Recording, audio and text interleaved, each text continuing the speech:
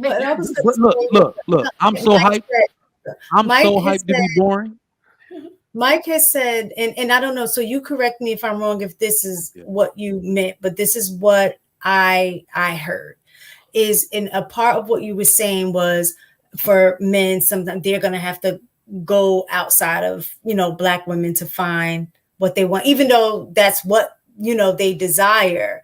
But what I saw or heard interpreted that is based in the context in which you were saying is it spoke I guess directly against what I guess kind of Marcus was saying in regards to even if you go outside to find somebody else that acquiesce to what you want, to me it sounded like do that in a way to avoid the work that you still need to do. Mm-hmm. Like find somebody else that's going to accept you exactly who you are, even though there is some specific changes that you may need to make in yourself as a man, and just going to somebody that's going to accept you the way you are when you could be better. It doesn't make any sense to me. And I think women that's not the context in which I said. You'll never hear me. So you'll never hear me say men don't need to improve themselves. It's baked in the cake. But what this is my ultimate point. We keep talking about leadership and we never talk about followership.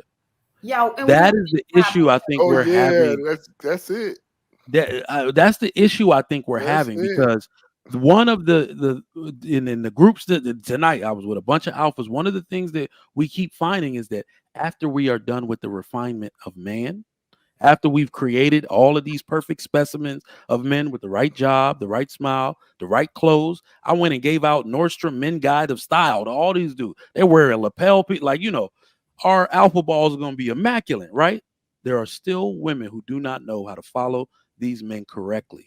They do not. They, like I said, practice makes habit, and they've been practicing bad habits too long. That's what I mean. Where you have to go elsewhere, and that type of woman will stymie your growth because it's not about you needing to change and grow as a man. You will absolutely need to do that.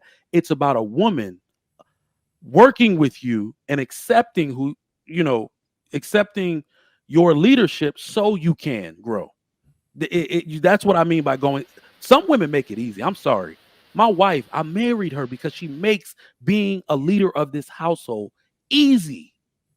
When I say, babe, like I literally put my hand out and be like, babe, this is not a two-person discussion. I'll be like, no. I said it. And she'll literally put her hands. Were you rich when you found your wife? Blessed, brother. You blessed. Huh? Were you rich when you found your wife? All right, you guys, we got to move on to the next video, and then we'll be done. But a woman who just wants to argue because she needs to hear herself be in opposite of something, like I've dated those women, they are exhausting. So what the bad part is that people will look, what is the saying? Never argue with a fool, because people looking from afar can't tell who's who.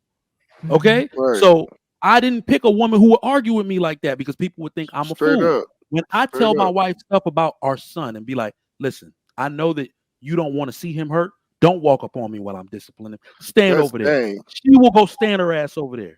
There are women that make that process. You're not gonna beat my son. You not. I see women do their husbands and or their boyfriend, baby daddy like that. And I look at that dude like, damn, he look like a fool right now. And he chose a woman that would do that.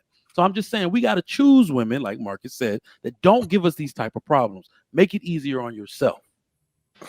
So just quickly before we move on, right? You are absolutely right, and so is Marcus on that front.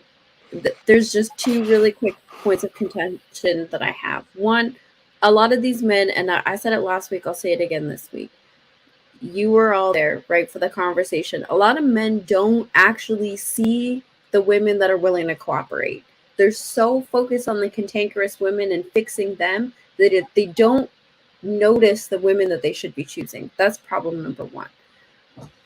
Problem number two is like, we can't discount the physical value, right? Like, yes, the priority should not be the big booty, the big titties, right? But the one thing I know about men is if you have those things and things aren't going great, it makes the parts that aren't great a little bit easier. So we can't also tell men to just completely discount that either, because it does have a functional part of the relationship. The same way that a woman should also choose a man that she's attracted to, because it makes the unpleasant parts that much less unpleasant, right? It is important. It shouldn't be number one. It should not be number one. But I think it's okay if it's like number 3. Yeah, because it makes a difference when you mad, but then you look up and be like, damn, he's sexy. Damn. Oh, he makes me mad.